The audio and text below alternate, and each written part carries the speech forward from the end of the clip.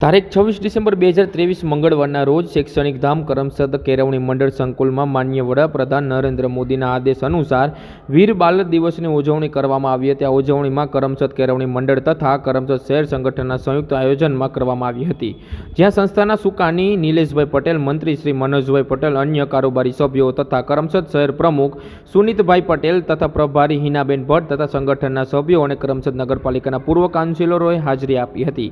સંસ્થાના બાળકોએ આ ઉજવણીમાં ઉત્સાહભેર ભાગ લીધો હતો અને વિદ્યાર્થીઓ માટે નિબંધ સ્પર્ધા તથા વક્તૃત્વ સ્પર્ધાનું આયોજન પણ કરવામાં આવ્યું હતું. આજે ભારતના યશસ્વી વડાપ્રધાન દ્વારા ગુરુ ગોવિંદસિંહના પુત્રો દ્વારા કરવામાં આવેલા બલિદાન દિવસની ઉજવણી કરવામાં આવી હતી, જેમાં કરમસદ કેળવણી મંડળ તથા ભારતીય જનતા પાર્ટી કરમસદ શહેર દ્વારા તેમાં ચલચિત્ર બતાવવામાં આવ્યા હતા. તેમના કરેલા બલિદાનના કાર્યની વિડીયોગ્રાફી કરવામાં આવી હતી અને નિબંધ સ્પર્ધાનું આયોજન કરવામાં આવ્યું હતું.